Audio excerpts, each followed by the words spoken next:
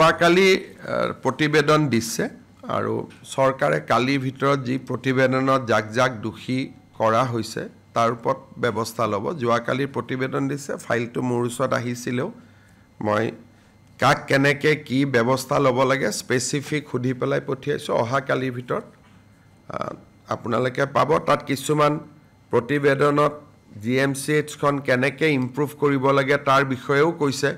অকল একশন লোৱাই নহয় ৰিমেডিয়েল কথাও বহুত তেওঁলোকে কৈছে আমি গোটেইখিনি সুন্দৰভাৱে ৰূপায়ণ কৰিম গোটেই দীঘলীয়া প্ৰতিবেদন এখন তাত SOPD টো সমাধান নহব তাত বহুত বিলাক লং টাৰ্ম কৈছে মিডিয়াম টাৰ্ম কৈছে শৰ্ট টাৰ্ম কৈছে আমি গোটেইখিনি ৰূপায়ণ কৰিম কিন্তু প্ৰথমতে আমি ঘটনাটো তাৰ পিছত আমি লং টাৰ্ম কামখিনি কৰিম প্ৰথমতে ঘটনাৰ লগত জড়িত যি কেজন ব্যক্তিৰ কথা কোৱা হৈছে সেইখিনি অহা কালিৰ ভিতৰত আমি ব্যৱস্থা লবৰ কাৰণে চেষ্টা কৰিম